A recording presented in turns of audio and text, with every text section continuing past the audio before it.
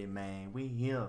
Got 4 people. Okay, we're live. What's up, everybody, man? Hello. This is my special live stream for my Patreon for September 26, 2019, man. We here.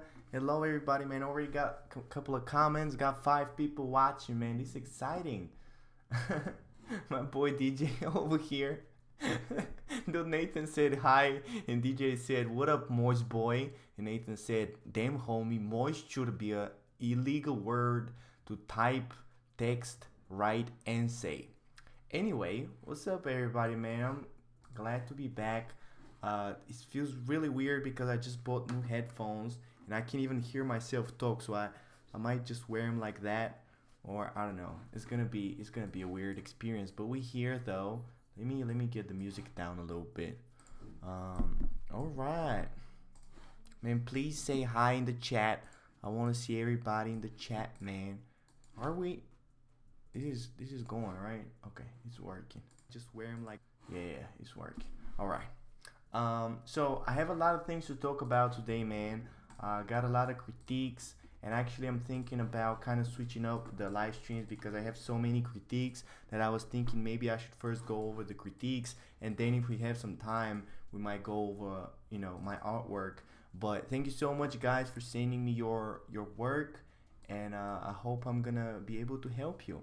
Hi, Marfa. Hi, Nathan, man. How you doing? Also, I really want to read your comments in the chat, and I will answer questions, but I also want to focus a little bit on the teaching side. So I think I'm gonna be teaching and then taking little breaks to answer comments because I always feel like I get distracted, with answering too many comments. So we'll see how that goes. So first thing I wanted to talk about is this 3D model that I found. I actually found it in my boy Darren. And I'm really excited, man, because I always tell you guys that you should be doing some planes of the head exercises. And my boy Darren found out in fucking Sketchfab, more like Sketchfab, because I'll be fapping to this shit. This beautiful representation of the arrowhead, planes of the head. It's super useful, man. It got beautiful lighting. It has a beautiful breakdown, and I want you guys to be using this. I actually already posted it on my Discord server, so if you're not in there, go join. I think there's a link on my YouTube and shit. I'm gonna post the link to the shit for the Sketchfab. Dude, these headphones are really weird.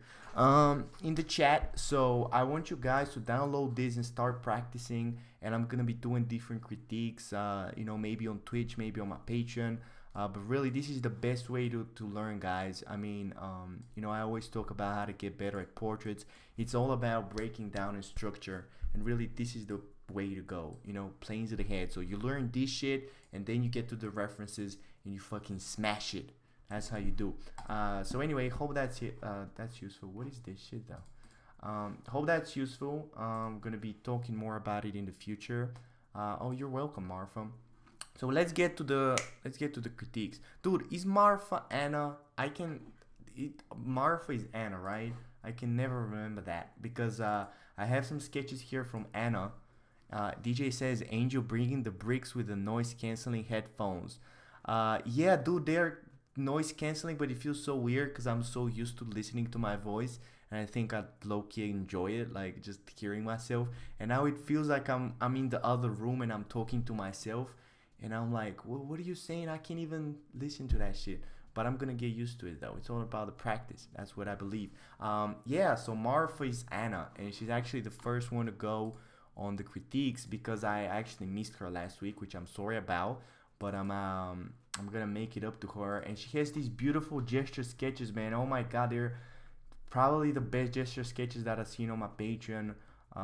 Definitely a lot of movement, a lot of different things, and actually I feels like it's gonna be. Alexandra says thanks for the link, really useful. Oh, hello, Alexandra. I'm gonna be talking about your artwork as well. So yeah, I thought it's gonna be super useful, especially for beginners, people who are just kind of starting out with breaking down the head. So later on I'm gonna show you how to break it down, and I mean I've already showed you guys, but really it's all about just studying the structure and then applying it to the references. So let's start out with Anna's sketches because they're beautiful, and it actually gives me a great opportunity to talk to you about gesture sketches, because really the figure is as important as structure for the head. it's even more important for the body. And you can't just start learning anatomy. And I think that's one thing that Anna kind of learned, and I'm so glad she did, because she was doing these anatomy sketches, which were great. But I feel like, she can get a lot better by doing gesture sketches. And I'm actually really surprised by how good they are. Marva says thanks. Oh, you're welcome, baby. You deserve it. So really, let me see what I wrote down for Anna.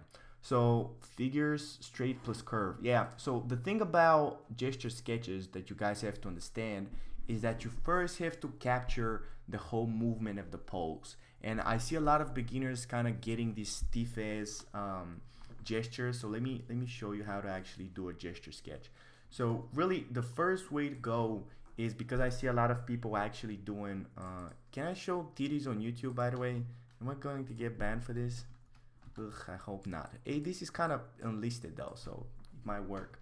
Anyway, the references that I'm using, by the way, are from Proco, and I think I got like a whole folder, but you can actually, there's some great websites for free that you can actually find. If you write figure gesture drawing, I don't know. So yeah, quick poses. Yeah, that's a great one. So you go in here, you pop all that shit, you press start, and yeah, you get a weird guy with crutches. You get death. No, but you just have to type in like naked photos and all this shit. So that's a great way to start. So anyway, the thing about gesture sketches that you guys have to understand is really first capturing the movement. So you're not thinking about anatomy. You're not thinking about even forms. You're really thinking about what is this pose representing. So I always start out with the head, simple circle.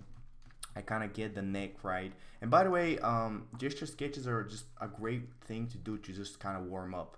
Like every morning before I actually start with drawing, I always do like at least 5-10 of those. And by the way, another thing that I do even before the gesture sketches are just basic circles, because I don't think I've actually talked about this. So you really have to learn. I know this looks like I'm actually pressing some button to make them like that, but Jesus, I'm really anyway, the great thing to do and a great exercise to do is just basic circles and straight lines. So you really need to learn how to do perfect lines, up, down, all this shit. I know it sounds super goofy and all this shit, like, oh, just practice lines, but trust me, this shit is important as hell. Like back in the day, I used to have like pages on pages. I actually showed this on YouTube that I used to draw like on both sides of the paper, and then on top of the drawings I'll do circles, just so I don't waste any space. So whether it's in Photoshop or traditional, you need to be doing circles and lines. Okay, so let's see, I start out with the head, simple circle. I find out the neck, and that's pretty much the basic structure that I need to start out with, because if you don't know where the head is, the whole body is gonna it's not gonna be grounded. So really, I see a lot of artists kind of like thinking that you start from the legs or some shit like that. I always start out from the head, because I feel like it's it's always the focal point. Like when you look at something, you always look at a person's face. You know what I'm saying? So the head is the most important thing, and it's really the placement of the head is really important. So I start out with the head, and then I pretty much get the torso. So I'm thinking about where is the torso facing, So I can see that it's actually kind of rotated. And the thing that happens with this pose is that she's kind of coming up, but there's also a little bit of rotation. So the thing about, gesture sketches like this is really exaggeration. So you got to show that she actually has this stretch pose, and the way to do that, because if you're a beginner, I feel like you just draw this body like that, like a square, and you actually have to push the forearm. If you actually look at Anna, she's doing this amazing. Like look at how exaggerated this is. This is perfect. So really, the way to go is thinking about which way is the torso facing. So first, I'll kind of do this circle to figure out where the torso is, and then I'll find the shoulders. So really, shoulders are showing where the torso is headed, because if you have the shoulders like that, you're gonna show that the body's actually crunched over. So I start out with the shoulders, just basic circles. And again, you have to keep it in basic forms. You know, I'm not doing, like you can see, I'm not doing any complicated forms. I'm doing only circles, triangular shapes, and like squares. So I do circle for the shoulders. And every time you have an arm raised, I think Anna did that as well. It's really important. Yeah, look at that. It's really important to show where the shoulder is connecting. So the shoulder is actually connecting to the boob, or to, you know, to the peculiar, whatever the fuck the name is. I'm really bad with names. So it's really important for the shoulder. It might be just a simple circle, but it's really important to show where it's connecting to the body, because that actually makes it look a lot more real. So I'll do the shoulders, you know, and then I'll do kind of like the arms, just to kind of figure out, you know, where that pose is going. And you can see I'm not thinking about, you know, like anatomy or anything like that. I'm thinking about the movement. So the movement of her arm is kind of her reaching over like that. So I'm just trying to represent that with like as simple as possible, you know, just basic lines. The same with this arm, you know, she kind of has it like that. And look at how I'm not doing, you know, the arm, I'm not doing it like that, you know, like bam, bam. I'm actually going that way, I'm going that way. So every time you have two things, you know, for example, the arm or the leg or whatever it is, even the torso, like you have the upper torso and the lower torso, like they're never just kind of like that, you know what I'm saying? Like they're either going that way or they're going that way. So even if it's an arm or a leg, you should always be thinking about, you know, is it going this way or is it going that way? Because otherwise, if it's just straight, it's gonna look boring and unnatural. And again, it's all about exaggerating. So if you see a little bit of movement going this way, actually exaggerate it and make it even more going that way. So I'll push the arm. You know, you can see how this part is actually going this way and it's actually going that way. So, and by the way, you don't even need to know a lot of anatomy to kind of do these gesture sketches. That's the beautiful thing, is you can practice this without any knowledge. You know, it's all about you just capturing the form. And look at how simple I do the arm. Like I mean the hand. I'm doing a hand with like 4 simple lines. So then you have kind of like the lower torso. She's having her rib cage kind of going in like that. Then she has her boobies, and every time you draw boobies, it's really important. First thing, to look at where they're connecting. So the boobies are always connecting to the shoulder. So if one of the shoulders is raised, you have to show that the booby is actually connecting to the biceps and it's coming out, you know. And always draw boobies. Like how I'm super serious, but then I'm calling them boobies. When you're drawing boobies, you really need to have oval shapes. Okay, I see a lot of people doing this.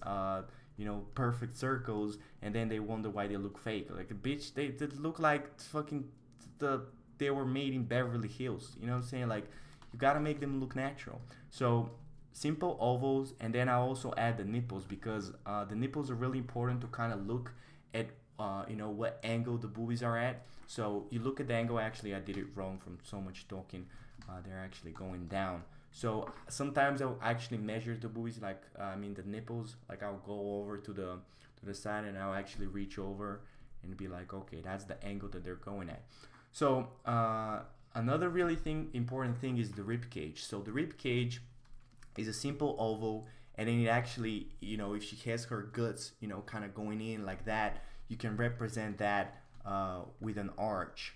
So really the torso, the rib cage, is really like an oval, and then there's the arch, and then the rib here, the ribs are here, and then there's like boobies and shit. Actually, that kind of ended up looking like a male, and then there's like shoulders and shit. But anyway, I don't really want to get. DJ says, do you purposefully even the breast? Do you purposely even the breast? What does that mean? Oh, do you mean like, do I make them the same size? Is that what you mean? I think the reference kind of has the same size as well, though. Yeah, I think it would be weird if they're different sizes. So anyway, I didn't want to, you know, teach you that much anatomy, because I feel like I might do it in the future, and really I feel like it's such a complicated subject that I feel like a lot of better artists than me have already done it. So I'm really here to show you how you can learn yourself, you know what I'm saying? So really a great book to look at for anatomy. What was it called though? Anatomy book. I don't remember the name, but You know what? I'm gonna research it later, and I'm gonna post it on my Patreon. Anna says traditional talk about nipples. I'm loving it. Yeah, the really the thing about the boobies is really the angle, because I feel like a lot of people kind of get them, going up or going down, or they're the weird angle, and it kind of fucks up the whole torso, because I feel like they're such an important part. So really, by the way, this is gonna sound weird, but imagine if the boobies are kind of like two pieces of sand, like like you have like sand. What is that shit? But like, like plastic. I don't know. This is gonna sound whatever. So you have the rib cage going in, and then you have the navel. So the navel is another really important part that you always have to be drawing to just kind of, as a measurement. Like if you look at the torso, you have the boobies in like that. You have the arch, and then you have the navel, and then you have the crotch. So really, if you've learned any proportions, then you have the neck. So really, the proportion is you have the head. Actually, it's gonna be smaller. So you have one head from the top to the chin. Then you have another head. Actually, I drew it way too.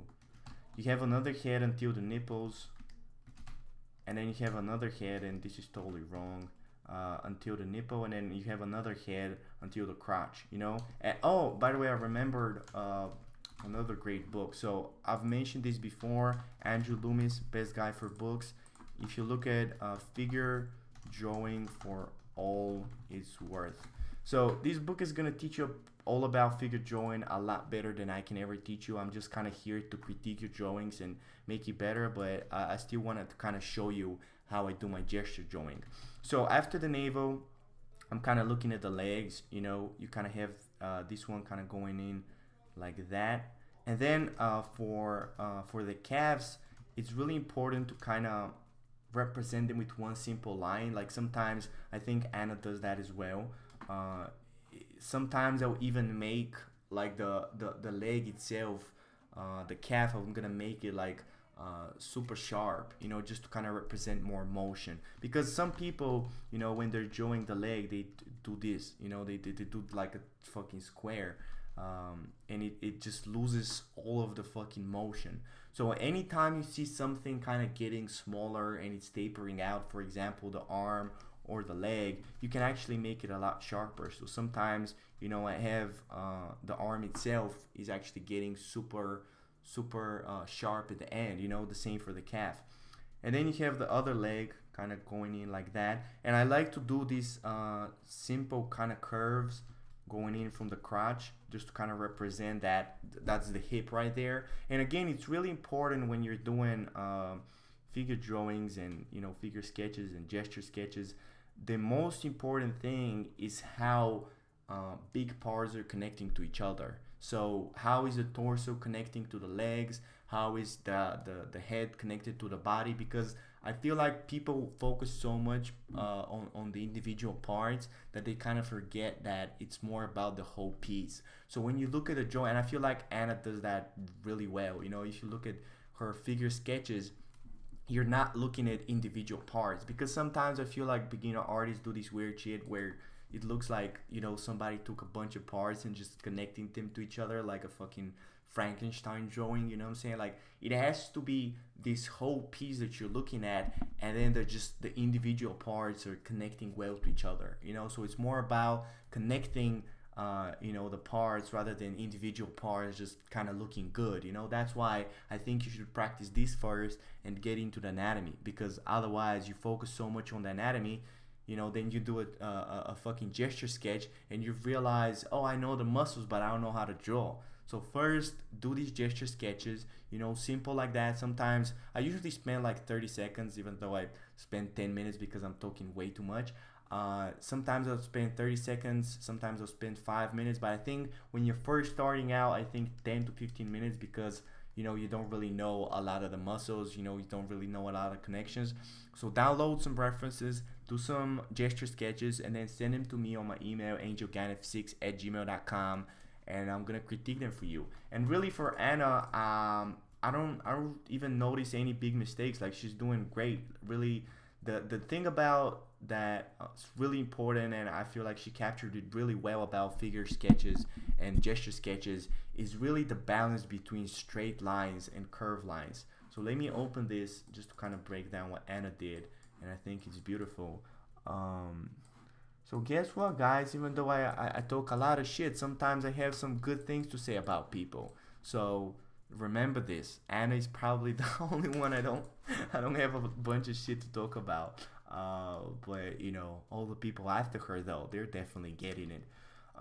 So for example, look at this drawing. The thing that I like the most is look at how she did the shoulder. So she did this kind of triangular shape, super sharp, super angular, and then she did a curve.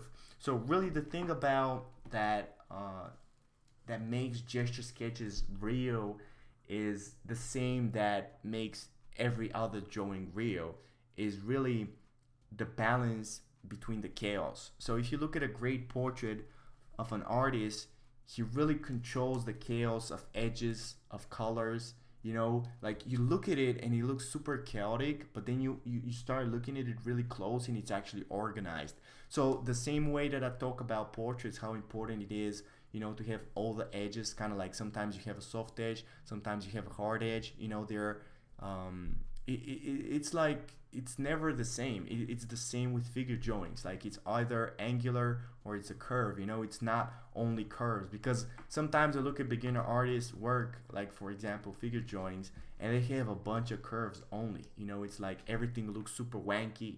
You know, and it's everything is like, you know, like a spaghetti man. And then you have other people that draw figure sketches, and they're super angular and they're just like standing there without any motion. So really you have to find a balance, and the more you draw, really, again, practice is the answer, because the more you draw, the more you realize which things you can actually make more angular and which things you can make more curvy. So for example, the way that Anna did it, for the example, the shoulder can be a lot more structural than, for example, the biceps.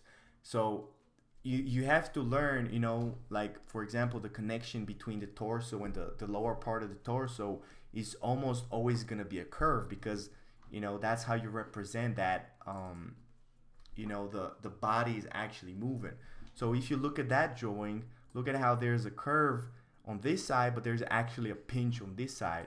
So you're not using, oh actually that's the same drawing over here. So every time something is moving, it's all about balance. You know, like for example, one leg is straight, the other is, you know, bent over. You need to show that with either an angular shape or a curved leg. Anyway, I think I'm repeating myself at this point. Alexandra says, "Oh God, I'm already shaking." Oh baby, you don't worry. You're not good enough at drawing for me to even hate on you. You know what I'm saying? So I'm gonna go easy. But anyway, this is for Anna, man. I really don't have any strong critiques. Just keep going. I actually wrote that you should be doing, Anna, more.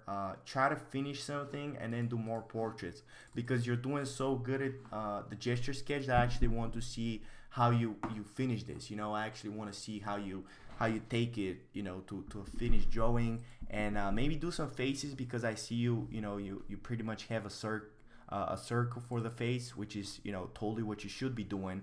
Oh, and by the way, really important thing that I forgot to talk about. I hope I didn't close that.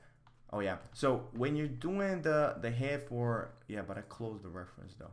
So when you're doing the head for the gesture sketch, it's really important to first, you know, do a circle, but then also it's really important to show where are the eyes facing, because the eyes are gonna, you know, show the movement of the head, and then the movement of the head is gonna show the movement of the body.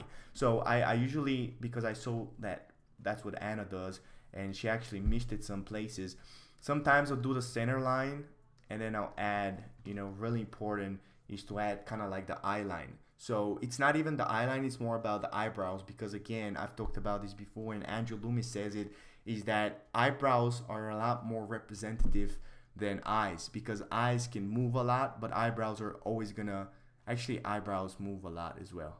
I don't know, I guess it's just the bone, you know, like the bone of the forehead actually you know, ends there, but whatever, it's important to find it out, the center line and then find the eye line. And then sometimes I might do the nose or something and do like the side circle. And the jaw. The jaw is really important. But that's pretty much it just for the head on the gesture sketches. It's just important to show, again, movement, and to show where things are facing each other and really show the energy of the pose and how you can learn to break things down. Nathan says, good work, Anna. Yeah, it's amazing. Anna says, unfortunately, did not have time to deal with the structure of the face, but I'll do it next week. Yeah, I'd love to see it. I'd love to see how you break down the head. Hopefully, we're going to have more things to critique because I hate being nice, man. I hate being sitting here telling you how good your work is. You know what I'm saying? So I want you to send me some bad shit so I can hate on you like a regular person. Alexandra says, yes, indeed, Anna, good job. Can't wait to see what you do for next week. Yeah, can't wait to see it as well. Let's see. I think Alexandra is next. Yeah. So Alexandra, she actually signed up for my mentorship recently, and we started working with her.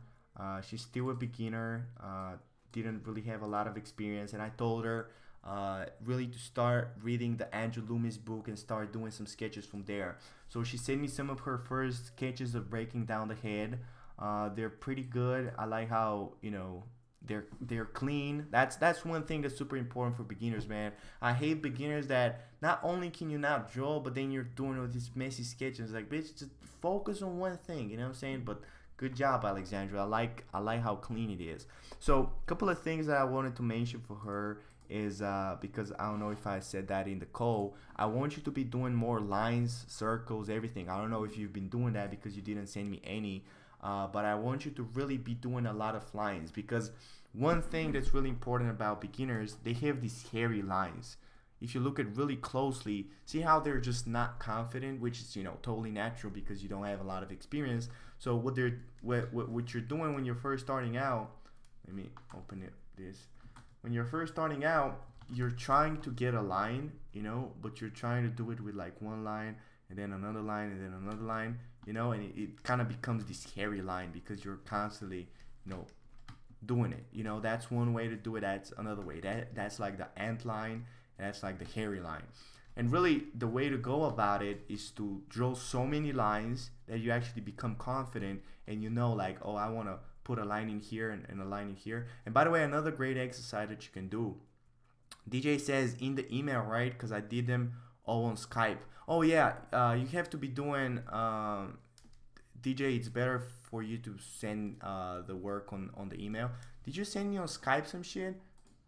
What? Wait. I don't think I have any of DJ's work. You know what? Let me go on Skype real quick. I'm not gonna show it to you guys. Oh, DJ sent me some of his work though. Oh shit, I'm sorry, my guy, man. Yeah, I didn't even reply to you. My apologies, man. That's why I say do it on the email, cause I don't really get on Skype because I have my mentorship on Skype. You know what? We're gonna get to you next, man. I'm not gonna forget. Let me write it down. After Alexandra, we're gonna do DJ. Oh shit, I really need to speed it up, man, because I've been talking for 30 minutes. So anyway, great.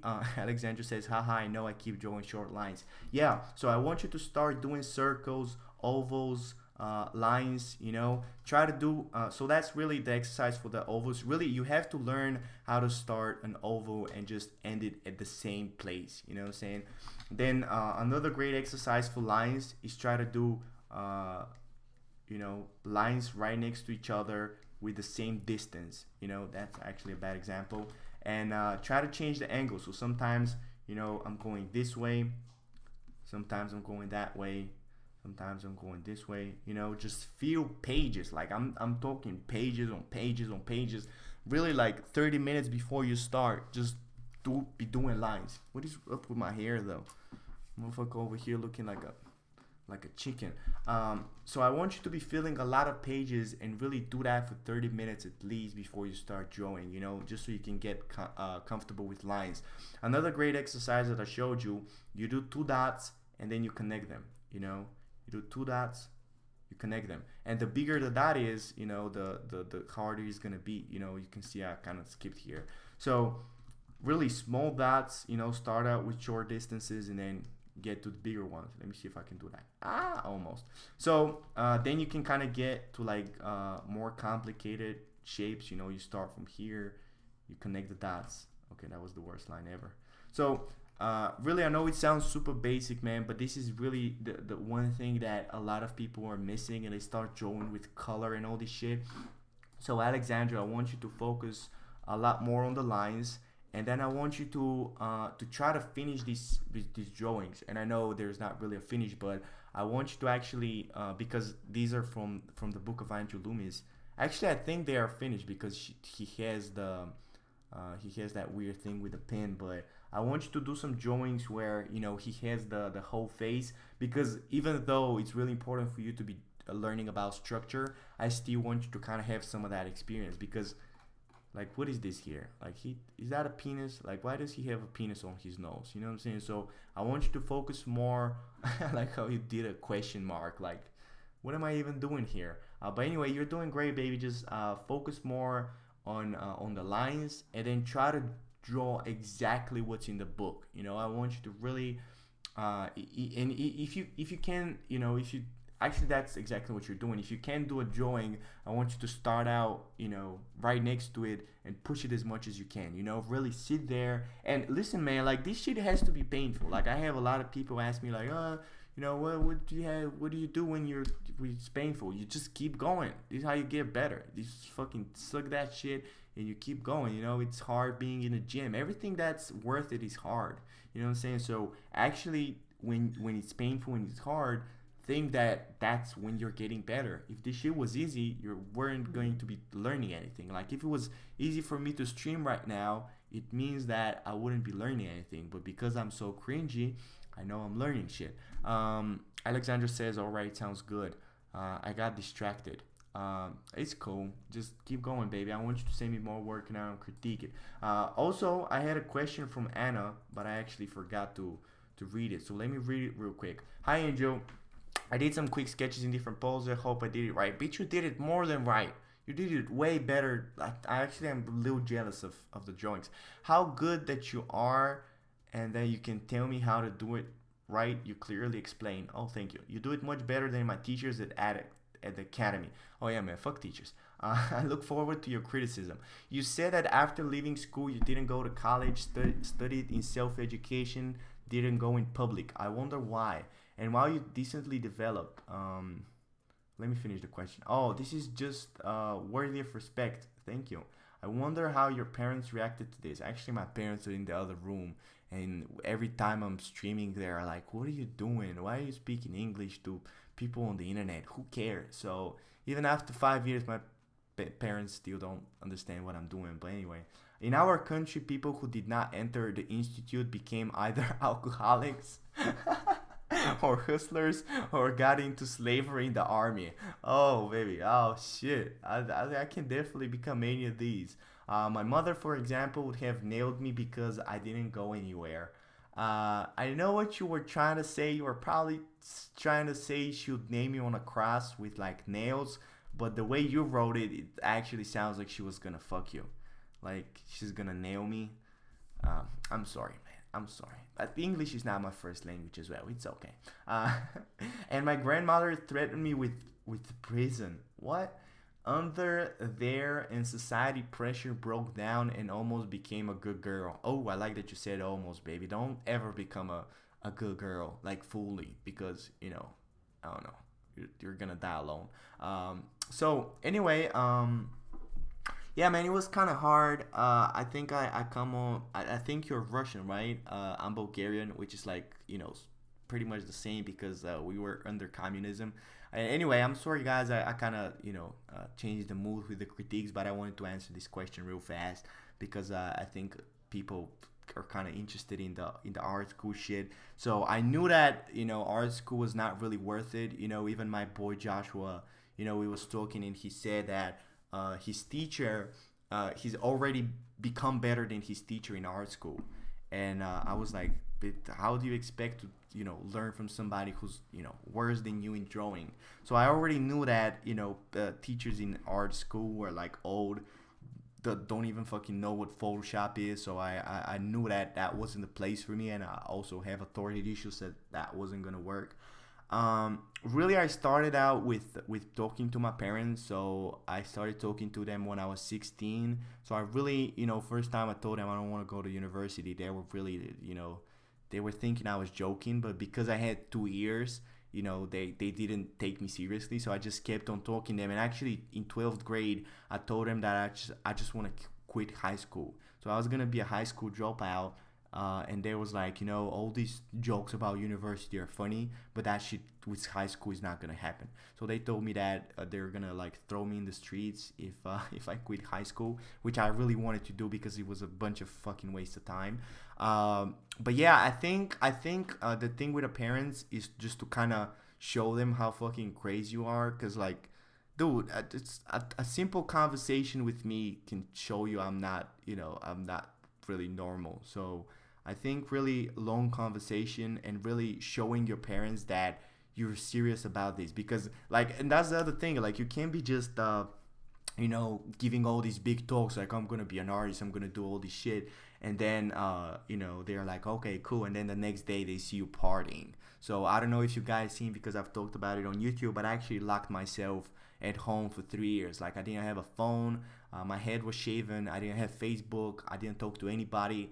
So I was really just staying at home for 3 years, and I just went out to go to the gym because I knew I was gonna get fat and I didn't want to see that. So the only time my parents saw me get out of the house for 1 hour a day at gym, and they realized, wow, he's crazy, and that's just the way the way that it is. We did a bad job, and they just kind of accepted it. And that's the thing I think about parents. I mean, my parents are pretty cool, because they realize your own person, and they can't really control you or do any of this shit. But anyway, if being an artist is your dream, man, like you cannot listen to anybody. And I mean like anybody, like friends, parents, whoever the fuck it is, even a boyfriend, girlfriend, like nobody can control your fucking life, man. You gotta choose this shit for your own self and just kind of prove them wrong. Like, and that's the other thing, like I have so much anger in me.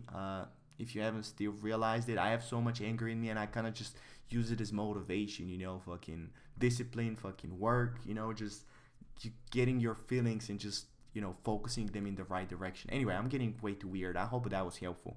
Alexandra says, you didn't get the joke. I said it was very small penis since I got distracted, but I think the chat just didn't send the penis part.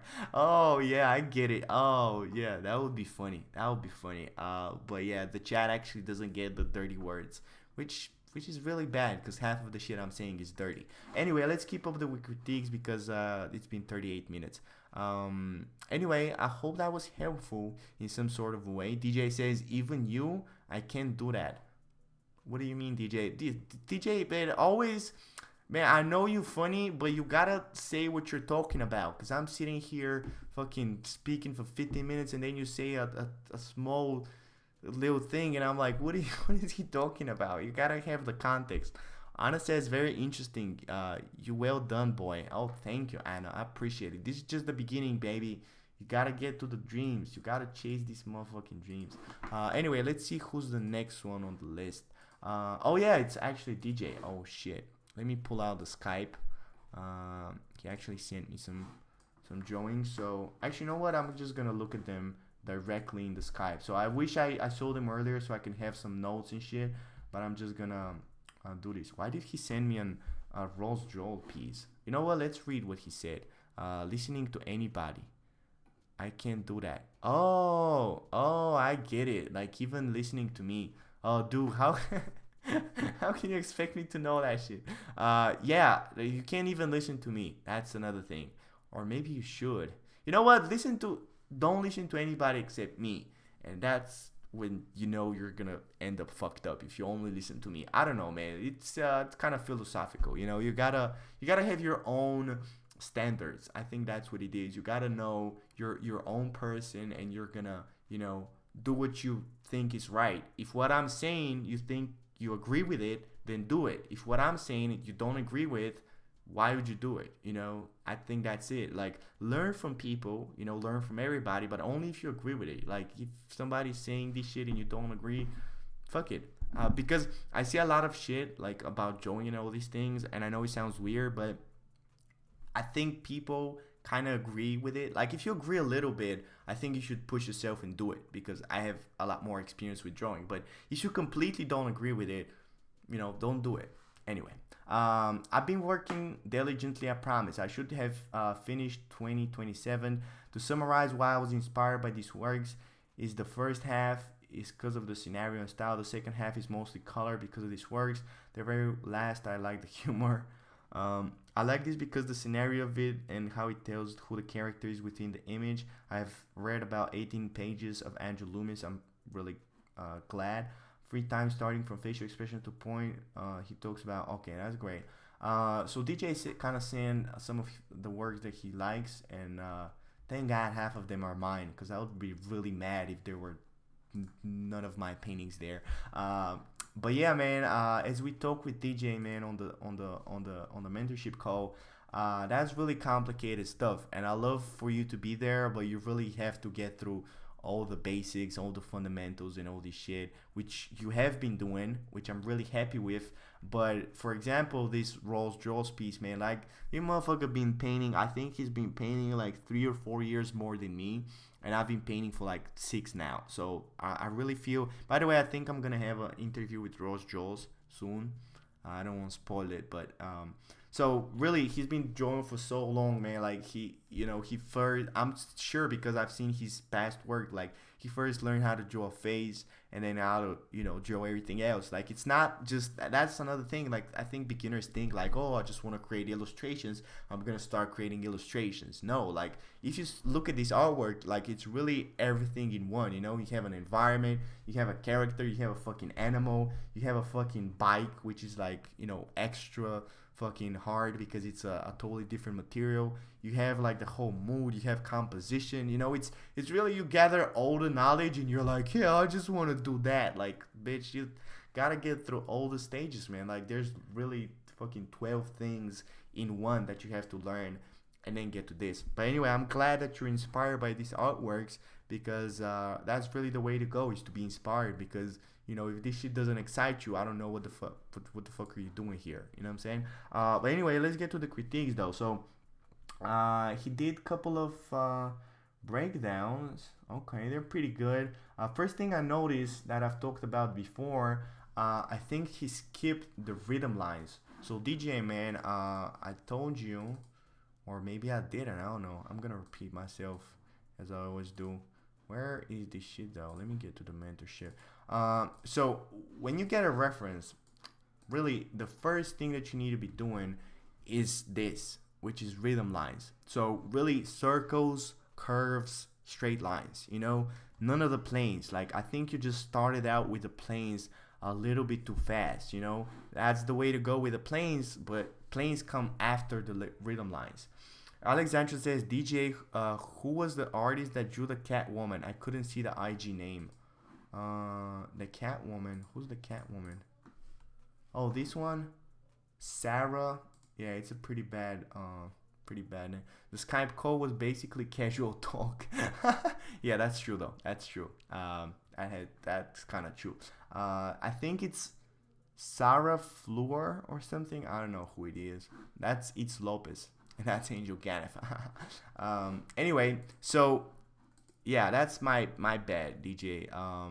So let me explain this to you. So when you get a reference, it's really important to start out with the rhythm lines. So once you get, this reference, you start out with breaking down, the proportions. So I always start out with the circle, center line, chin, eyes, breaking them down, nose, mouth,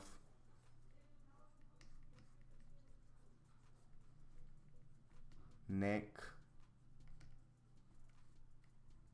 two balls for the eyes, and then you connect the mouth to the side. So that's really the what you start out with, and I kind of did it in this reference.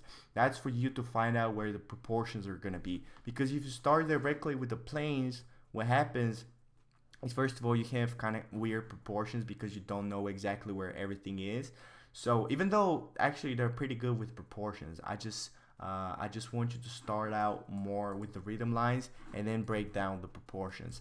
And I see you kind of doing a little bit of weird planes, so I'm not really sure what you've been trying to do here. I like this line, but I'm not sure what this line represents. So I kind of like how you started out with this going in here. Can I download this? Let me show you something. So DJ, I want you to actually look at more the planes of the head. So I want you to, for next week, to do a little bit of sketches from the planes of the head. So check out the link that I posted on Discord and try drawing this head. So on one side it has the basic planes, and on the other side it has kind of more complicated planes. So I want you to really do a couple of sketches, different angles, and really kind of understand all of these planes, because I see you doing some weird planes and I'm not sure what they represent. So when you get better, I've talked about this before, as you get better, you can actually afford to change the planes. But when you're first starting out, it's really important for you to know, you know, the basic ones. So for example, this one, I don't know why you had these lines. I don't know what they represent, but for example, let me get a crazy color. Let me make this black and white. So actually, what I'll do for this reference is, first of all, I'll connect the ear. I'll connect it. So I start out with the eye. You know, you have the nose in here. You have going from, and that's why I told you to do the rhythm lines, because if you did the rhythm, you'd know that from the ear going to the chin, you'd have this curve. So this curve is really important because it actually shows you where the jaw muscle is. So from this curve, you actually break it down going in like that. You did this line pretty good. You did that line pretty good. Then you have this. Then you have the jaw. So that's pretty much it. And then you have, then for the forehead, you have only one line in here. You have the forehead and you have this side. So the what you did with these lines, it doesn't really make any sense. You know, like you actually did it a little bit better here. So it's important for the forehead. If you look at it, there's one line that actually connects to the eyebrow. So actually there's going to be only one line, and it's going from the edge of the hair to the edge of the eyebrow. And then you have another line that's going to be here in the middle, but you actually can't see that because the head is turned. So there's going to be only one plane in here. There's going to be one plane in here. So that's one plane, that's another plane, and then there's the other ones. Let me actually do them with different colors so you understand. And you have this, you have this, you have this, you have this, and you have this, right? And then you have here around the mouth. So what you did, you know, you kind of did some pretty good around the nose, around the eye. You did this one pretty well, but then I don't know what this represents because it's kind of like weird. So again, do some sketches on the sorrow head until next week, and then I'm gonna critique it for you next week, and we'll see what you've been doing there. But for now, pretty good. So two things, you know, focus more on the rhythm lines, and then focus more on getting the right planes. You know, don't do this weird shit where you connect the mouth and the jawline. Okay, so really rhythm line going from the jaw to the mouth, and then connect it to the edge of the jawline, right? So you have it kind of going in like that. Then you have this triangle kind of connecting to the eye. Then you have another one, right? And it's all in the sorrow head. Look at this side, you know, don't look at the complicated one. Look at the basic one, right? There's one triangle here, and then there's this side. So I want you to look at the sorrow head and then look at Andrew Loomis, you know, don't do the random weird lines. Okay, so I hope that helps, and I can't wait to see more work from you. So let's see who's next. We have Chris. We have Chris over here, my boy Magically, whatever the fuck the name is.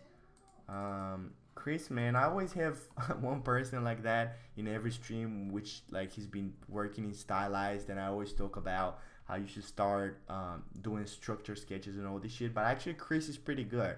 I have to admit that. Actually, you know what this reminds me of? This reminds me of Keenan Lafferty. I think his name is. I'm pretty sure that he learned from him because he's actually an illustrator for League of Legends, and I know Chris plays League of Legends. So I got you, my man.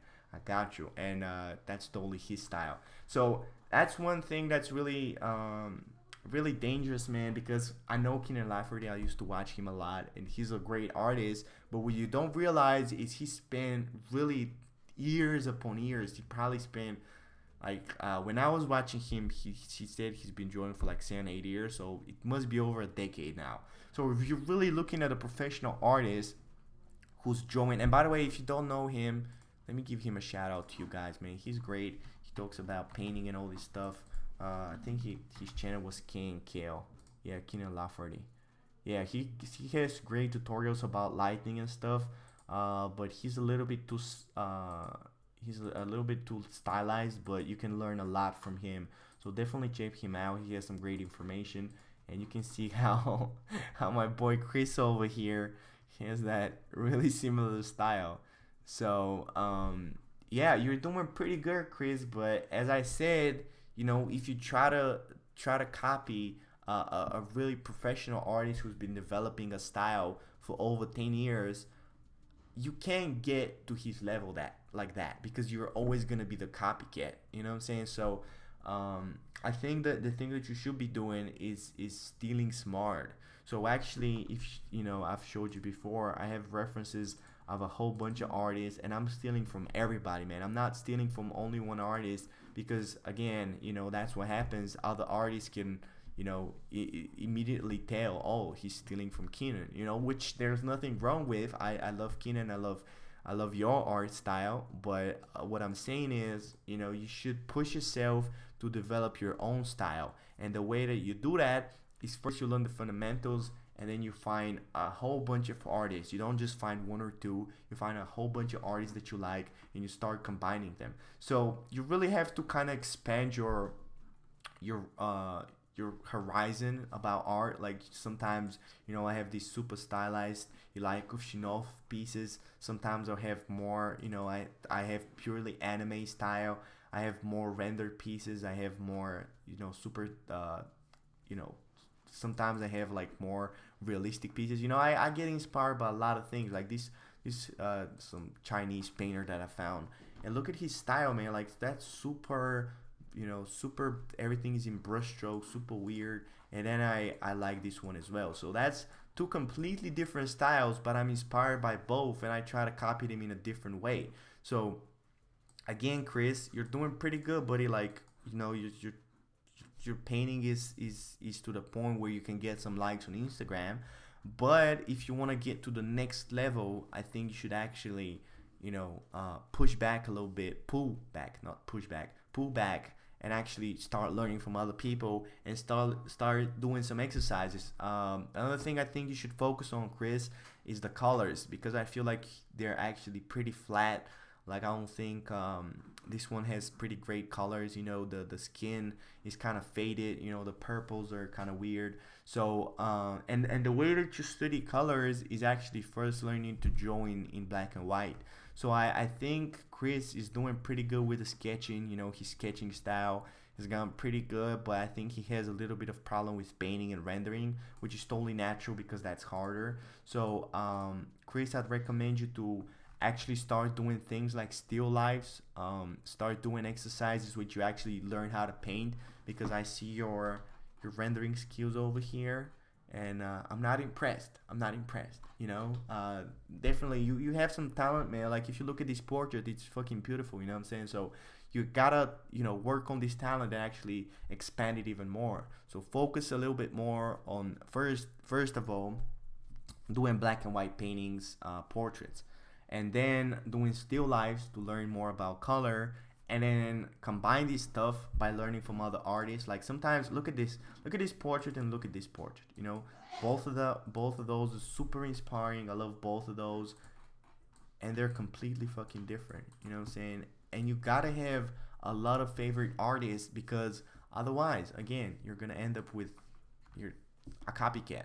So that's it for Chris. I hope he helps. I don't, I think the important thing about critiques is to kind of give you an overall idea of where you're at on your art journey, because you know, for me to kind of do an overpaint on this, I don't think it's really necessary because, you know, like if you were doing like, for example, on Joshua's work, we're doing some exercise about studying color. I can actually, you know, show you an overpaint because I feel like you can improve this color a lot better. But when Chris is doing this weird color from his imagination, I don't think you can critique that because there's other bigger issues than that. Okay. Oh, Total Magic. Here it is. That's Chris. I hope you watch that because I was just talking about you. And if you're just joining, maybe you can go back. But anyway, good work, man. You gotta expand your vision and work on it more. Anyway, let's see who's next. We have Christine. We have Christine, man. I've been talking for 55 minutes already, man. This is gonna be a long fucking live stream. You better hold the fuck up. I got a lot of talking to do. Okay, we have Christine, man. Let me find her work. Oh yeah. So Christine is another one of my students in the mentorship. We started doing some breakdowns. I showed her the thing with the reference. Oh, and by the way, man, shout out to my boy Darren for giving me the best fucking idea ever. So he actually gave me the best idea to start in my mentorship to actually gather the same references. So I have 5 references for black and white portraits. For females, 5 for males, then 5 for color, 5 for male color, and then 5 advanced. So I actually gathered these 25 references, and every student that I start with, I'm gonna give them the same reference. And then because I told you guys I really want to do a course after the Patreon thing, because I'm using Patreon more as a platform to learn how to teach people. So I really want to teach more people, and I feel like the way to do that is through videos and actually, you know, expand my horizons. So I want to see how different people do the same reference, and then I'm gonna show you how I do the same reference, and then you can learn from, you know, from doing the same thing. So Nathan says, hey. Oh, hello, Nathan, man. Oh no, he says hello to Chris.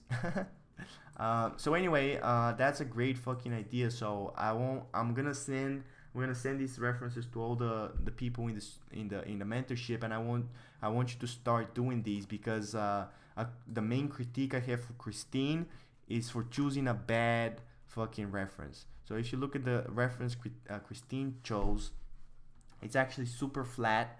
It has no lighting at all. It has this kind of weird thing that he's doing with the chain. So when you're first starting out, it's really important to choose pics that actually are kind of have neutral faces. So when you're choosing weird pics where they have like different expressions, you know, they're doing different things with the eyes, you're actually not learning as much because, you know, the lips in here are not natural. You know, it's actually going to be a lot more complicated to learn these lips rather than, you know, paint normal lips. So one main thing I have for Christine is choose better references. So I want you to choose references, and I'm actually gonna send you these, you know, so you can start doing them. Where did I put them? I want you to start doing these, Christine. I'm gonna send them to you, and really better lighting, you know, better structure. Like look at for example this reference, and then look at this one. You know what I'm saying? Like this has a lot stronger lighting, a lot stronger structure. This is flat. Like you guys should be staying away from flat references because you can't really learn a lot about the structure. Even though you can kind of see his jaw, you can't really, you know, see the transitions. You know what I'm saying? So she actually did a pretty good breakdown for the planes. Why can't I scroll though? What? So she did a pretty good breakdown for the face. I like how she did the planes. She's actually been getting better. Only one thing I don't understand is these 2 double lines over here on the jawline. That looks kind of weird. When you're doing the jawline, as I showed DJ, you should be having 1 line unless there's like, you know, there's like lighting. For example, in this lighting, notice how my face has 1 line in here, then another one in here, you know what I'm saying? But in this pose, it's pretty much just gonna be going from here to here like you did it, but just with 1 line. I don't understand why you added 2 lines. But anyway, she's doing pretty well. I don't want you to render. She actually wrote that in the email that she realized that, but she can't stop herself. If you can't stop yourself from rendering, you should put a clock. put a timer and actually time yourself.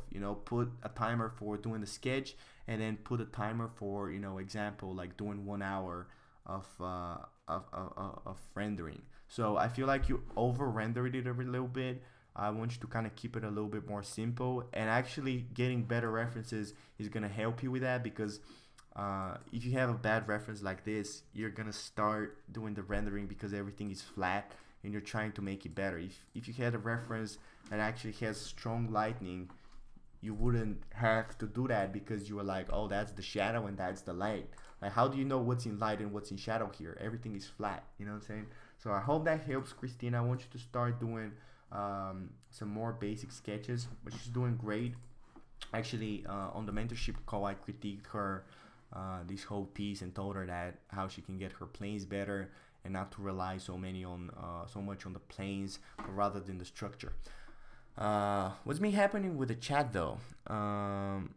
Doing all right. I have class in like 40 minutes. How about you? That's genius. That's good idea about reference. You teaching on Skillshare or Gumroad? Haha, I agree. Oh, did I just see my boy Keenan Lafferty? Love him. He's my inspiration for starting out. Oh, bitch, I called you out, man. I called you out. He's actually one of my inspirations as well. I was playing League of Legends, and I found out that he did some art for League of Legends, and I was like, oh shit, and actually I started painting because of him. And again, he's doing great, but and you're doing great, but if you want to get to the next level, man, you gotta find your own thing. DJ, if you're asking me if I'm teaching on Skillshare or Gumroad, no, I don't have any. I don't really have any tutorials for sale. Actually, I really wanna. I don't know. I think I want to teach people how to get better, but with actual teaching. I just don't want to do tutorials where and I guess I'm just doing that right now, but I don't want to just sit there and talk about something that's not of interest to the people. Like, I really want to actually talk about your work and talk about how you can apply that, because I feel like just talking about like a random tutorial is just gonna be like, oh yeah, how to do this, and then you open it and you're like, okay, I learned it, but how do I apply it? I want to teach you guys something that's really applicable. But yeah, I don't know when I'm gonna do the course, but I really want to teach some people how to paint from beginning to end, so I can prove to myself that I actually know this shit, and then I can do a course. You know what I'm saying? Anyway, let's see who's next though. Actually, it's Nathan. I think he's in the chat. So Nathan sent me some of his works. Let me open it. So Nathan, man, he has some beautiful portraits. Nathan says it's also better for us because you're interacting. Yeah, that's totally it, man. I really want to keep this kind of, even though I'm trying to be more professional, I really want it to be kind of casual and kind of friendly, because I feel like a lot of the tutorials are kind of dry, like really like 5 hours of how to paint hair, and it's like, bitch, how do you apply that? You know what I'm saying? But anyway, for Nathan, he has some beautiful, I don't know what this reference is. I would never choose to paint this reference. I don't know what you were thinking, Nathan. Is that you, by the way? I don't want to roast you if it's a self-portrait. But yeah, I wouldn't choose this reference. So first critique I have for you is choose better references, man. I don't know what the fuck you painting. Like, you know what this looks like? This looks like somebody on Instagram asked you to draw them. Like, hey, can you draw these pictures? Some fucking girl doesn't even know how to photograph herself. She has like flat lining. Again, the same thing I told Christine, like, find better references. If you don't know Pinterest, man, Pinterest has the best fucking references. Like, fucking look at that shit. That's 100 times better than this reference. You know what I'm saying? Like, just the form, the hair, the lighting, everything. Nathan says, I'm also better. Wait, I'm the yellow boy. Oh, wow. Oh, okay, thank God you're not this guy, because I was like, what? Why the fuck would you draw this guy? Yeah, but you're cute as fuck, man. I'll tap that ass. So yeah, I want you to start painting from better references. That's really the most important thing here, because even though it's kind of cool to be drawing from self-portraits, one thing that you don't realize is when you're painting from bad references, you're actually learning bad things. For example, these colors for the skin are complete trash. Like, if you look at the light and the shadow, they're super basic. They're super yellow, that there's no color transitions. Like, for example, if you look at this reference, which I just pulled out It's not even something that I picked. It has a lot more, you know, subtle. Well, let me open this. It has a lot more subtle transitions. You know, look at how much more, you know, for example, the highlights are completely different than the shadows, and this feels like the same color but just darker. You know what I'm saying? So find better references as the first thing, and then the next main critique that I have for you, actually wrote it down here, is bigger brush strokes. So that's something that a lot of beginners do, is because they've been drawing for so long, they're actually, when they're painting, they're not painting, but they keep on drawing. So they're trying to draw a painting.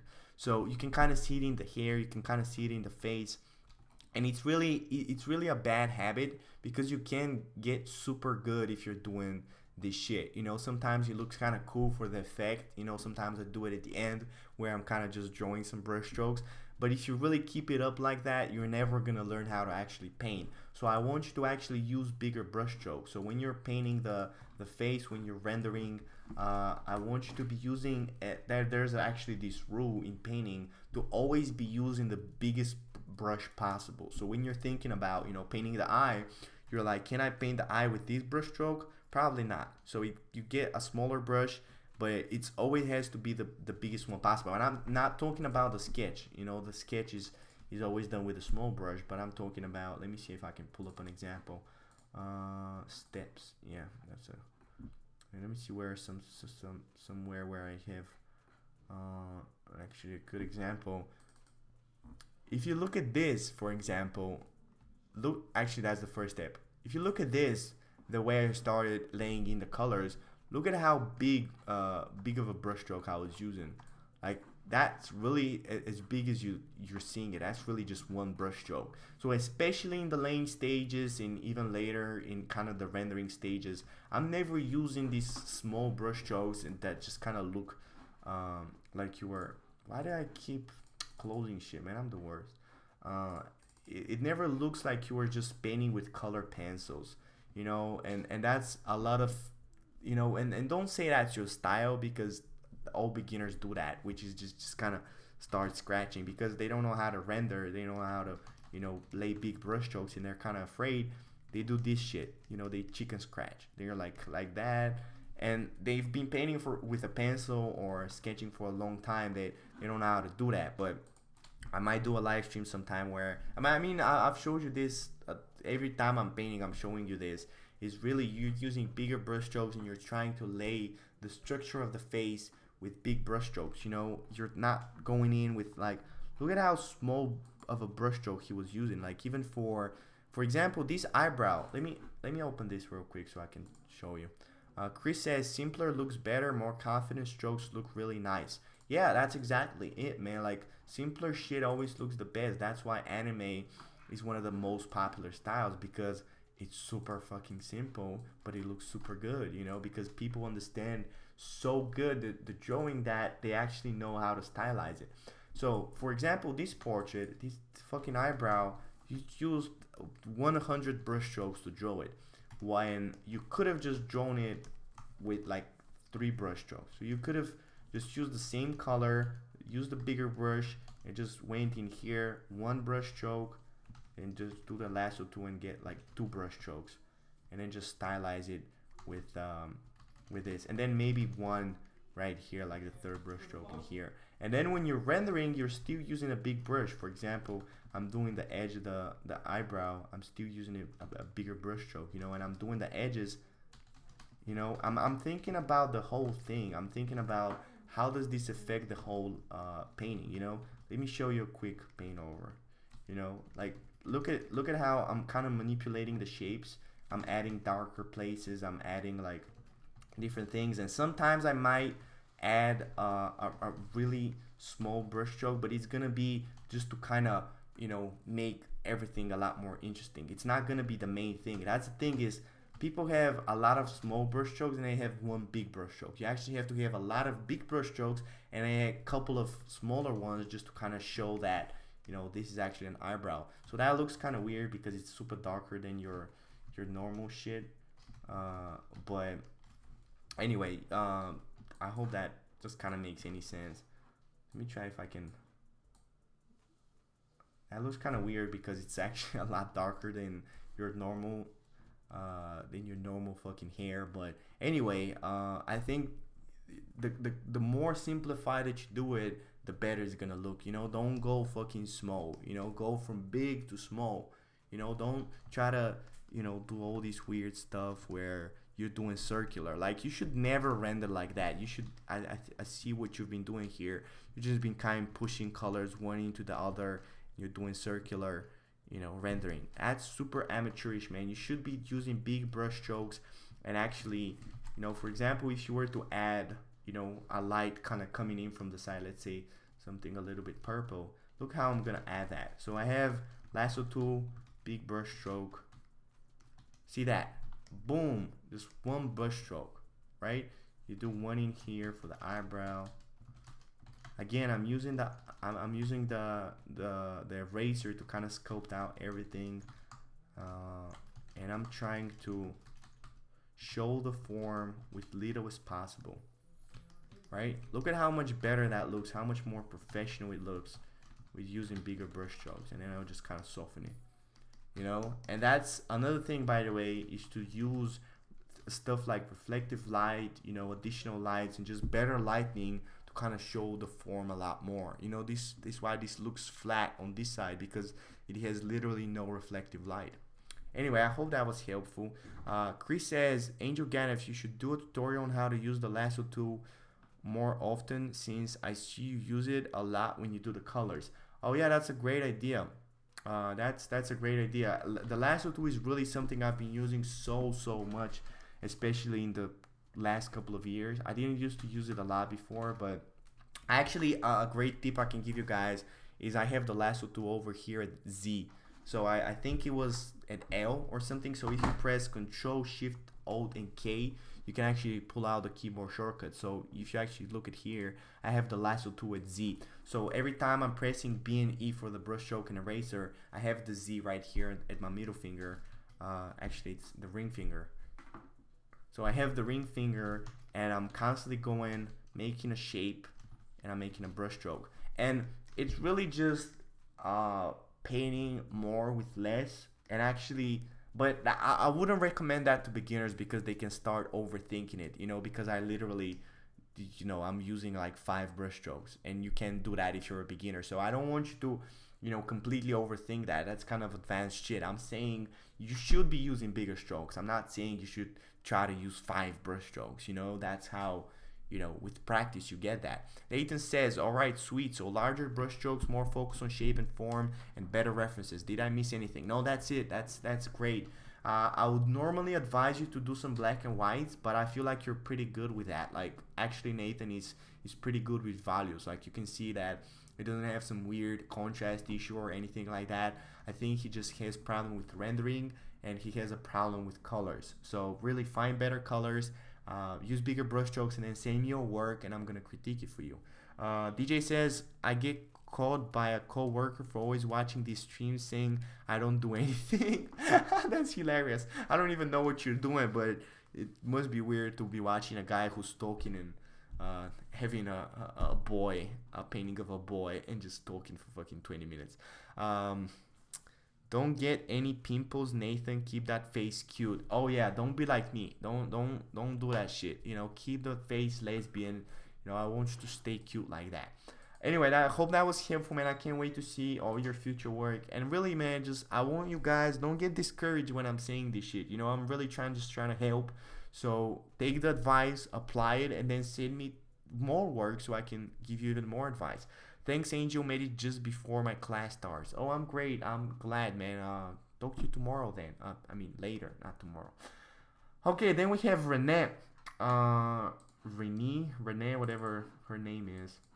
Actually, she's sent her work before. I told her all the stuff about how she'd be trying to do more studies, more realistic style, and I'm so glad to see that, man. She's been really, trying to do more realistic stuff. You can already see how much better that looks. If you remember from past live streams, Renee used to really have this problem with drawing everything the same. You know what I'm saying? So I want you to really focus on getting the reference, because I can still kind of sense, Renee, that when you're drawing the eye, you kind of go back to, you know, just drawing that same eye that you know. So the thing about Chris says, I'm so pumped to get good. Man, I'm so pumped for you to get good so I can sell my goddamn fucking cars. That's what I'm pumped for. And you're gonna help me. So you better get fucking good. So anyway, Renee, I feel like there's definitely improvement. You're doing great. I really like that. But two things. First of all, the whole painting looks a little bit flat. It looks like the features were kind of just drawn with makeup on top of the face, and that's something that a lot of beginners and intermediates have. Is they're trying to. Okay, let me explain you this. Let me open it in Photoshop. This is gonna be useful. At least I think so. So what I feel like a lot of beginners are thinking is they look at this reference and they think that, oh, okay, so you have this skin color and I'm just gonna paint an eye on top. So what they do is they just get a brush and they're like, okay, here's an eye, you know, and it's kind of darker in here, and then there's like, you know, like a little bit of red on the side, and there's like white on this side, and there's an eyebrow on top, and they're like, okay, I have the eye, and don't mind it, it's super ugly. That's what beginners think, right? And that's super wrong, because that's how you get makeup art. You know, if you think how do makeup artists do it, they just get the makeup and they start putting it on top of your skin, and they're like, you know, I'm gonna make up my eyes so it looks better. But they do that because there's structure on, you know, below that. When you're an artist and you try to do this makeup shit, you end up with flat results because you don't have the structure. And I know this is gonna become a fucking meme because I keep repeating it, but really the way to go about it is to think about what is actually there. It's not about the eye, you know. It's not about, oh, there's, you know, a couple of brush strokes there, you know, and I'm gonna paint them like that. Actually what's there is that there's a fucking bowl. There's a literal bowl of an eye, and then there's fucking skin going on top of the eyeball. So you have an eyeball, and then you have skin going on top, right?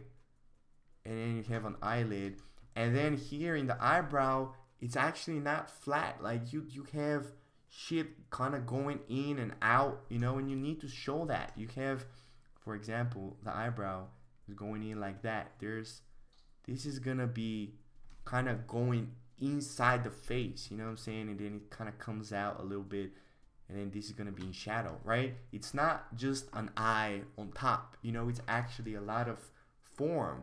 And I know this sounds super weird, and I know you guys realize that, but you know, the way to paint that is not like that, because when you do that, you end up with flat fucking colors.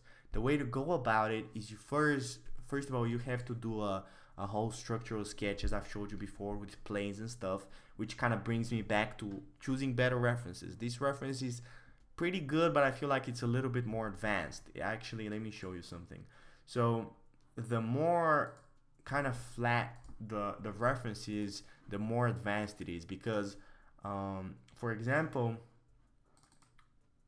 this is gonna be a good reference for more of a beginner, or actually this is gonna be even better. This is gonna be pretty good as well, because actually I gave this one to Joshua, because look at how you know what you have to do. You have to add orange on this side, you have to add fucking pink on this side, there's shadow here, there's light here, you know. That's simple. But with this reference, look at how much space there is where there's nothing happening. That's one thing I don't think that I think beginners don't realize, that when there's a lot of space like that where there's nothing happening, you're just gonna do a soft flat brush because you don't know what you're doing. For example, look at this whole cheek. There's literally nothing happening. It's the whole, and that's really beautiful for photographers, because they want to actually end up with that smooth surface. But when you're an artist and you try to draw that, you end up with this flat cheeks, you know. For example, if you look at that, there's always something happening, or you know, even in here there's actually happening a lot in here, but this is still kind of flat. So I said this one is good even though it looks similar to this. I think it's a lot better because see how the cheek itself. Let me open this in Photoshop, man. It's gonna be a long ass live stream. I hope you motherfuckers learning something because I swear this shit is the truth. Look at this cheek, right? So the cheek itself, look at how it has structure, right? Look at how you can see these forms, you know, you can see this highlight, you can see this shape, you can see this shape, you know, you can kind of see this going in here, and then there's in here. I don't know, maybe you don't see it because you're a beginner, but it's still a lot better than this, you know, because in here it's gonna be super hard. And when you get better, you actually learn how to solve these problems with you know, kind of like flat surfaces and kind of just making them beautiful.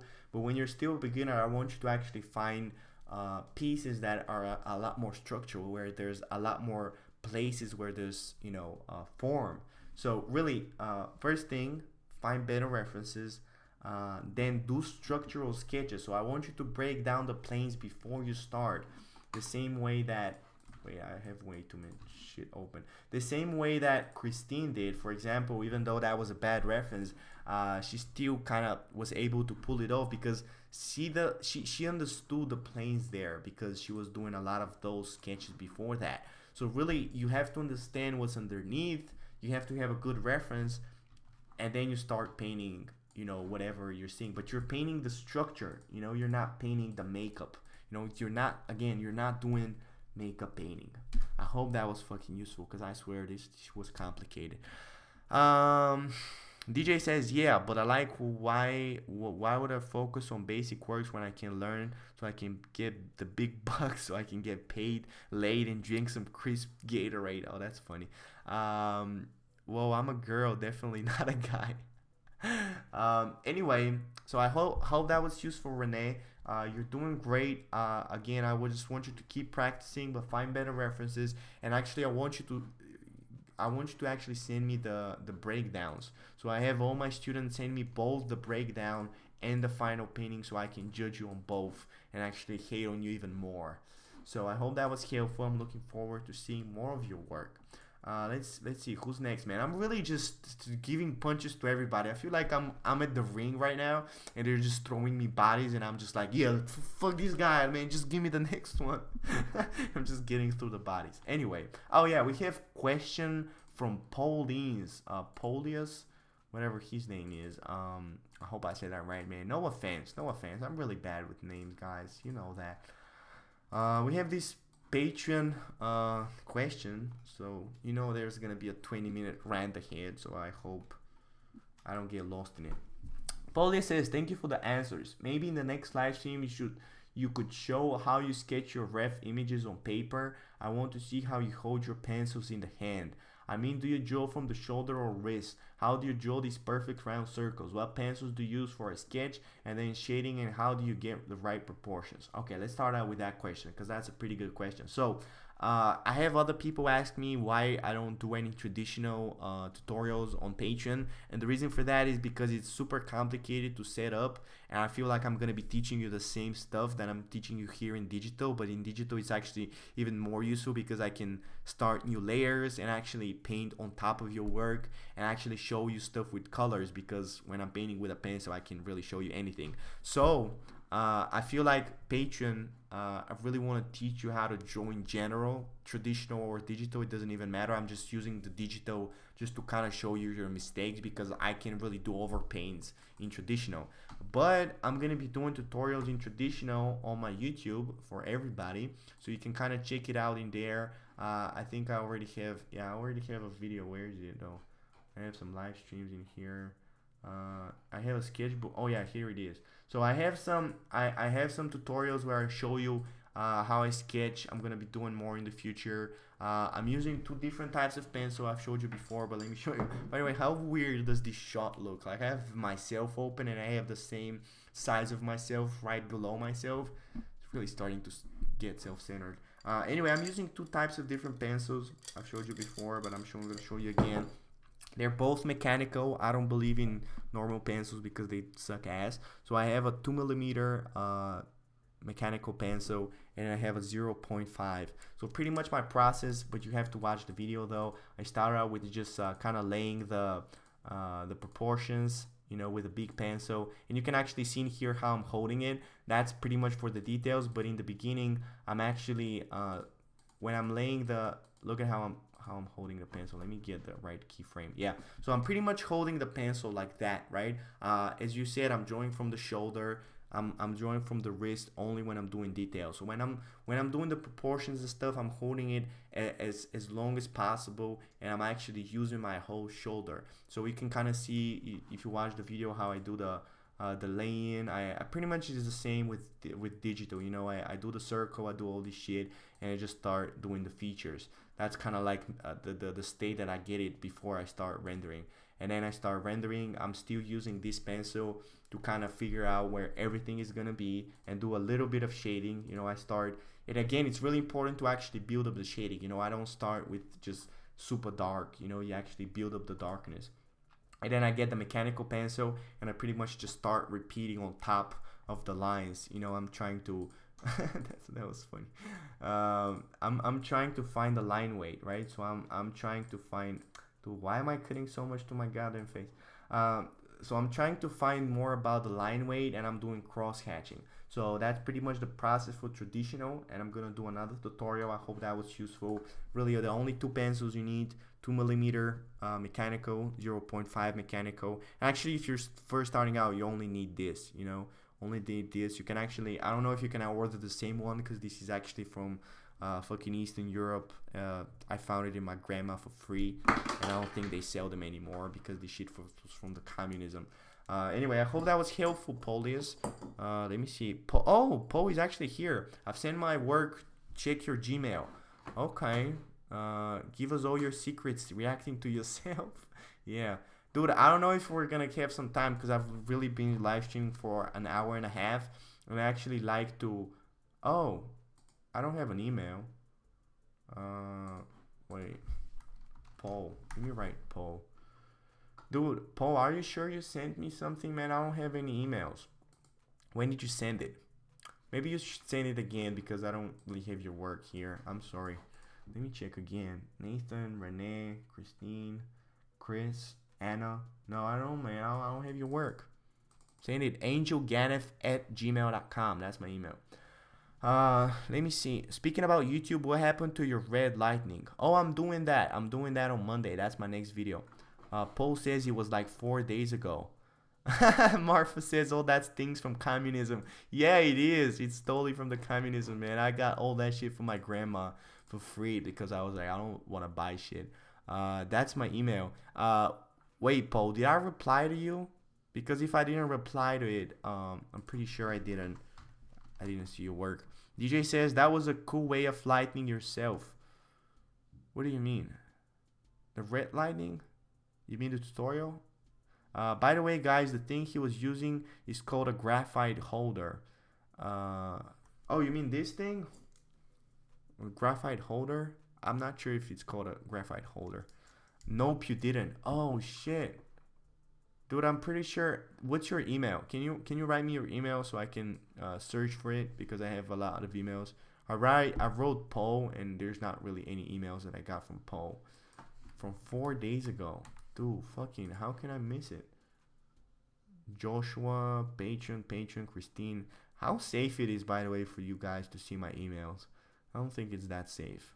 Anyway, God knows I have 2 people watching. Anyway, Paul, can you please send it again, man? I'm sorry. angelganef6@gmail.com.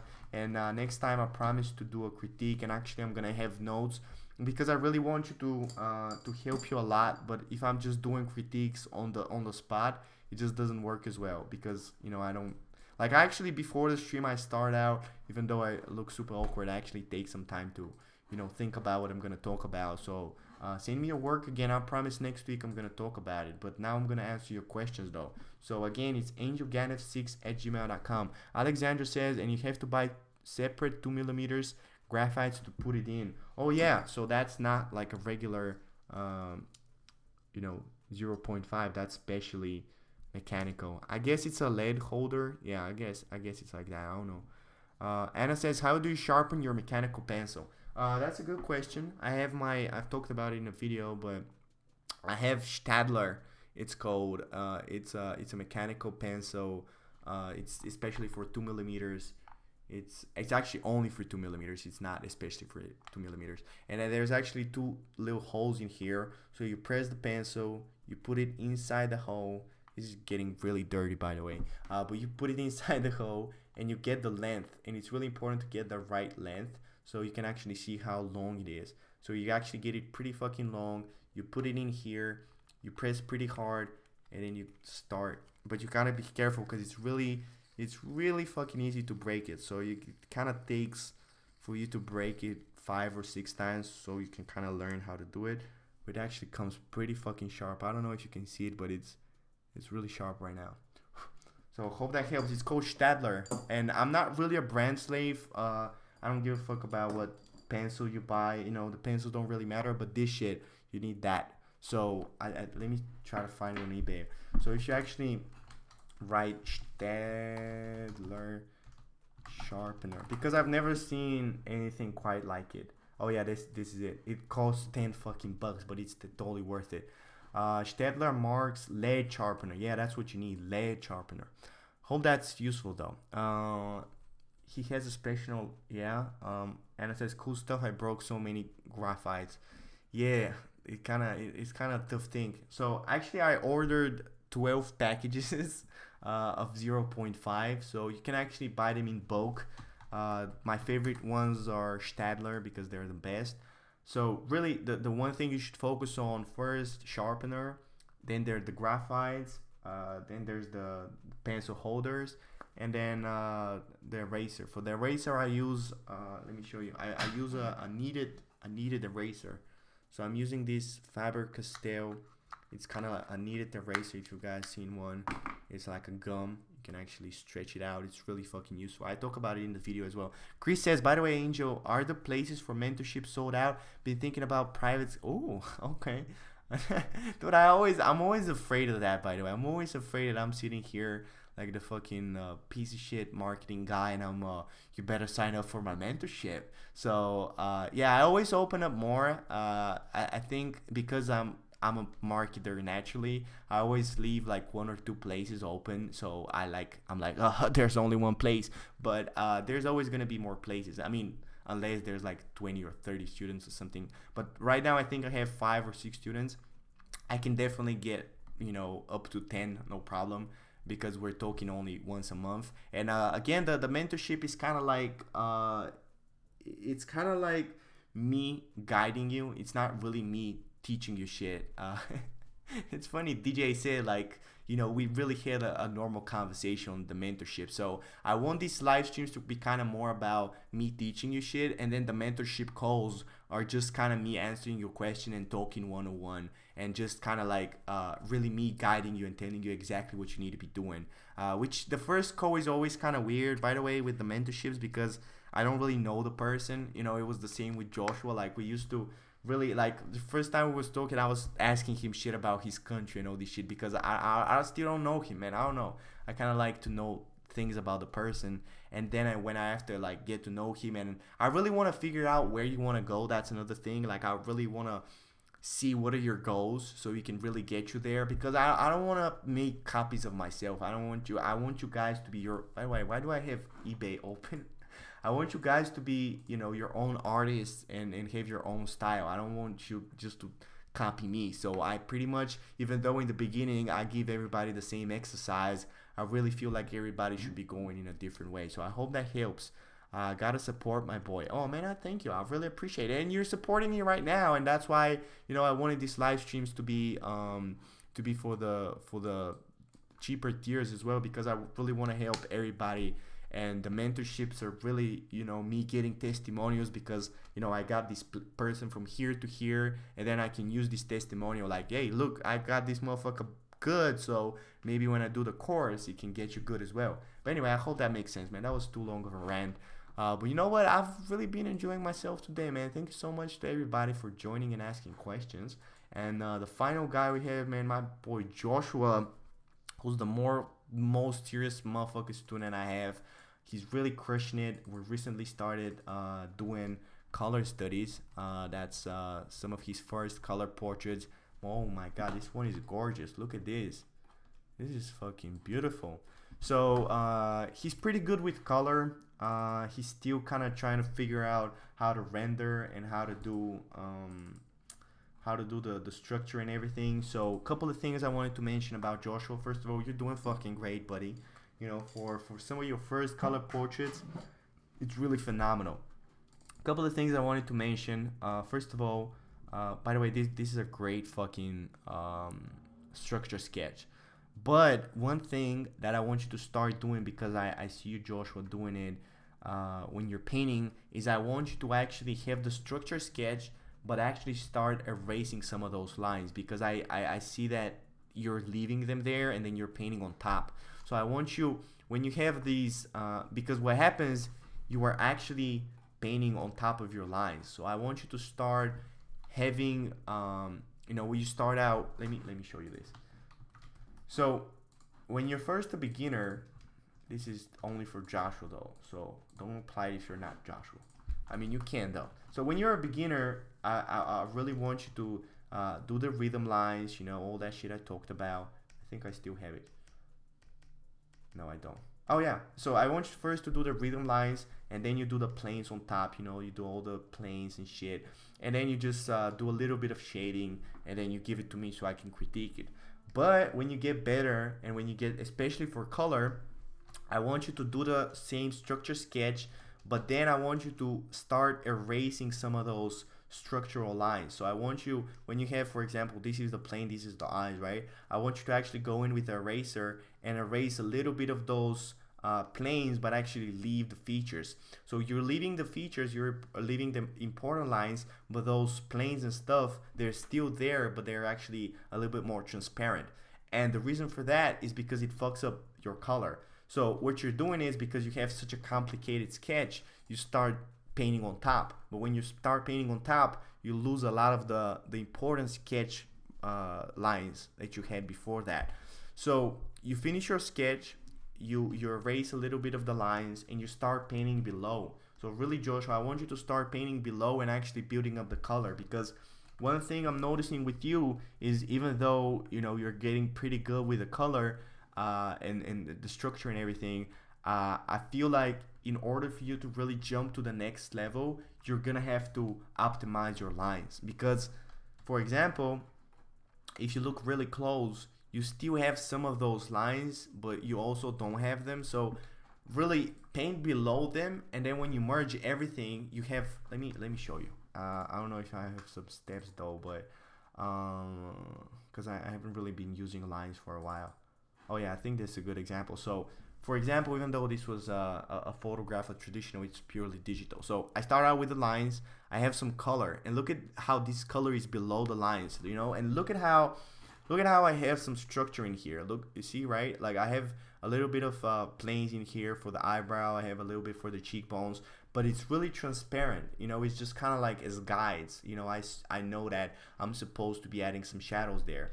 So I'm having those transparent lines just to kind of guide me, and I'm having the lines for the features a lot stronger.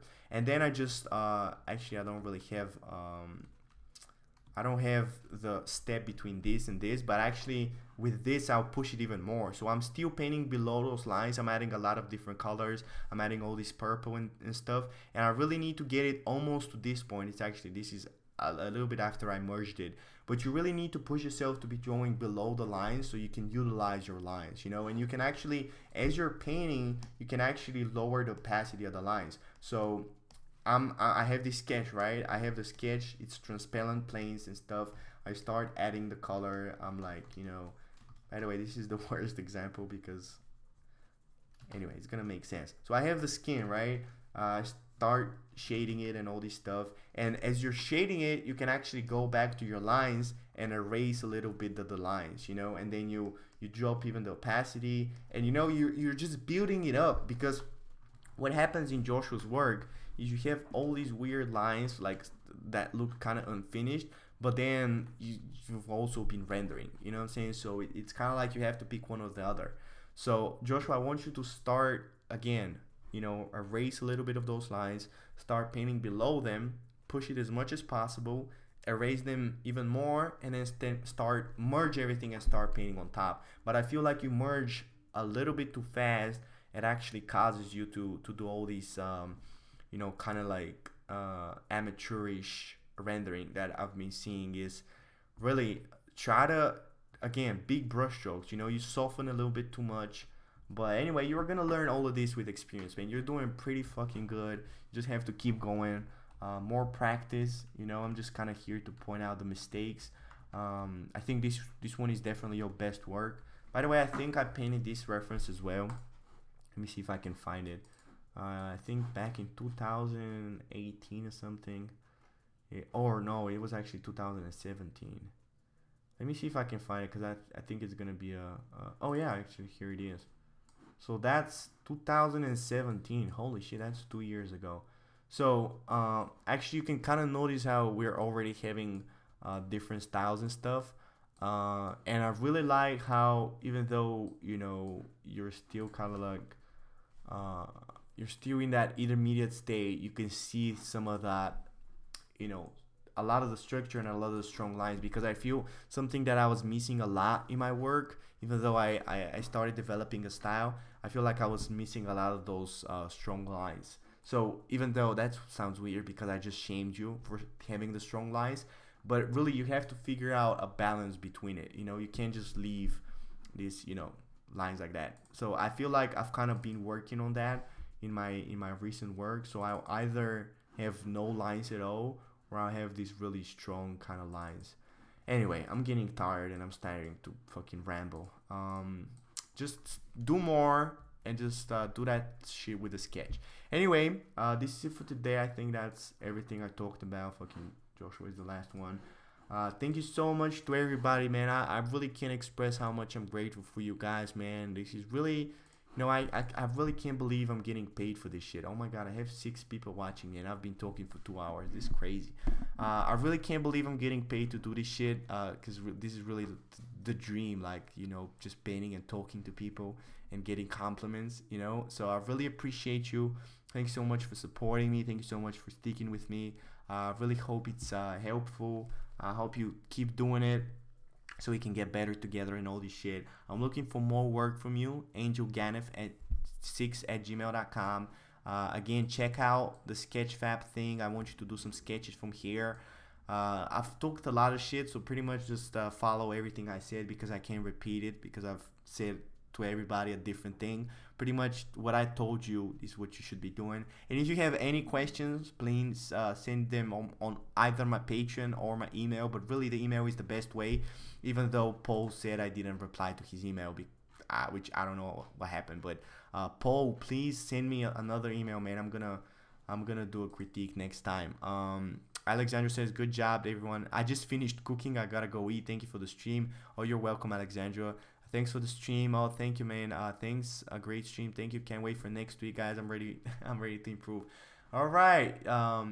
Thank you again, everybody, man. I'm so glad to have you. Sending you all the kisses. I'm sending you all the love. And I'm gonna talk to you next week. And you better be fucking painting, or you're gonna die. Okay, that was kind of creepy. But really, though, thank you. Talk to you next week, bitch.